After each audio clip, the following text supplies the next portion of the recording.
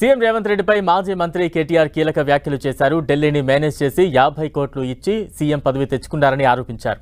ప్రాజెక్టులో అవినీతి ఉంటే బయట పెట్టాలని డిమాండ్ చేశారు.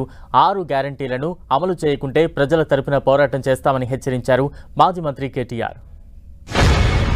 మరి నేను కొత్తగా వచ్చినా కూర్చున్నా ఇక కుర్చీ చదువుకోలేదు చక్కగా. కుర్చీ అటు ఇటు చూసే లోపలనే బావబామర్దులు ఇద్దరు వచ్చి అటోసే ఇటోసే వాయిస్తాను అని చెప్పుకుంటాడు పాపం బాధ. మరి మాతోనే గిట్లుంటే నీకు రేపు మా నాయకుడు కేసీఆర్ రంగంలో దిగితే ఎట్లుంటదో ఈ ప్రభుత్వానికి ఒక్కసారి ఆలోచించుకోమని చెప్పి నేను కోరుతా ఉన్నా. ఎందుకంటే కేసీఆర్ గారు నిజంగా కూడా నేను చెప్తున్నా, రూలింగ్ లో కంటే గవర్నమెంట్ల కంటే ఆపోజిషన్లోనే కేసీఆర్ చాలా డేంజరస్.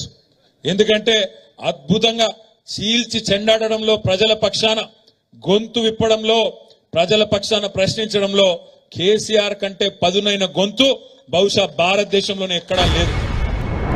ఇవాళ ఈయన మాట్లాడుతాడు ముఖ్యమంత్రి 100 మీటర్ల కింద దొక్కుతాడట బీఆర్ఎస్ ను. ఆయన 3 మీటర్లు కూడా లేడు. ఆయన అంటే మనం 100 మీటర్ల లోపల బొంద పెడతాడట. ఆయన 3 ఫీట్లు కూడా లేడు. ఆయన అంటే 100 మీటర్ల లోపల బొంద పెడతాడట. నేను రేవంత్ రెడ్డి గారికి ఒకటే చెప్తున్నా, రేవంత్ రెడ్డి గారు ఈ పిచ్చి మాటలు, ఈ ప్రగల్భాలు నీకంటే ముందు మీ గురువర్యులు మాట్లాడిండు. వాళ్ళ గురువర్యుల పేర్లు ఎందుకు తీగాని, నీ గురువు మాట్లాడిండు, ఇంతకంటే ముందు ఉన్న పెద్ద పెద్ద తీస్మార్కాన్లు మాట్లాడిండు. నీకంటే ముందు కేసీఆర్ ను తొక్కుతాం, బొంద పెడతాం, ఈ గులాబీ జెండా కనబడకుండా చేస్తాం అని చాలా పెద్ద పెద్ద తీస్మార్కాన్లు మాట్లాడినరు. ఆ తీస్మార్కాన్లతోనే కాలేదు, నీలాంటి బుడ్డరకాంతో ఏమవుతుంది అనే మాట నేను ఈ సందర్భంగా విజ్ఞప్తి చేస్తా ఉన్నా. మేడిగడ్డలో అవినీతి, ఇక్కడ అవినీతి, అక్కడ అవినీతి. అధికారం మొత్తం నీ చేతుల్లోనే ఉంది కదా. ఎక్కడ అవినీతి ఉందో మేము వద్దంటలేం కదా. మేమే డిమాండ్ చేసినాం అసెంబ్లీలో. అవినీతి జరిగిందంటున్నావు కదా, ఎంక్వైరీ అయ్యి తప్పు ఎవరు చేసినారో చర్య తీసుకో దమ్ముంటే అని చెప్పి మనమే డిమాండ్ చేసినాం. ఆ విషయంలో వెనుకకు పోము, పక్కా వెనుకకు పోము. ఎక్కడ అవినీతి ఉంటే అక్కడ చర్య తీసుకో, మాకు అభ్యంతరం లేదు. కానీ తప్పించుకునే ప్రయత్నం చేస్తే మాత్రం వదిలిపెట్టం. ప్రజల తరపున అడుగుతానే దావోస్ లో చెప్తాండు, మేము రైతు భరోసా చాలు చేసినాం అని పచ్చి అబద్ధాలు ఇలా విదేశాలలో చెప్తున్నాడు ఈ ముఖ్యమంత్రి గారు. నిజంగా రైతు భరోసా చాలు అయిందా?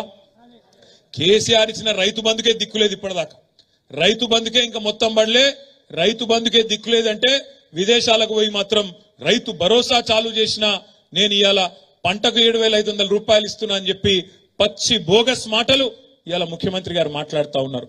రేపా రైతు భరోసా విషయంలో కూడా మరి ఎండాకాలం పంట మళ్ళీ నాటేసే టైం వచ్చింది అంటే రైతు భరోసా కింద చాలు కాకపోతే ప్రజలు రైతులు ఊరుకోరు.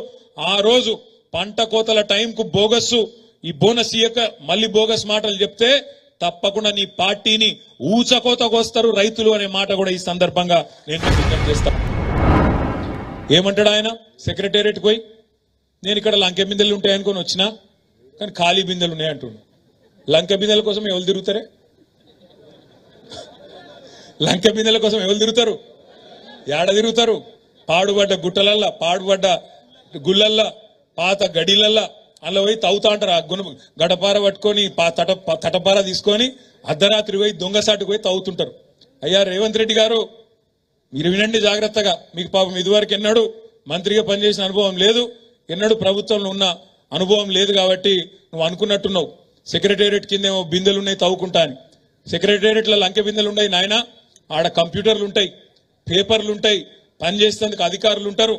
వాళ్ళందరితో కూర్చోబెట్టి ఇచ్చిన హామీలు ఎట్లా నెరవేరుస్తావో గడిదిక్కు ఆలోచన చెయ్యి. లంకె బిందెల కోసం తవ్వుడు, అర్ధరాత్రి తిరుగుడు, ఇంకేడుకో పోయి ఏమేమో ప్రయత్నాలు చేసుడు బంద్ చేయి.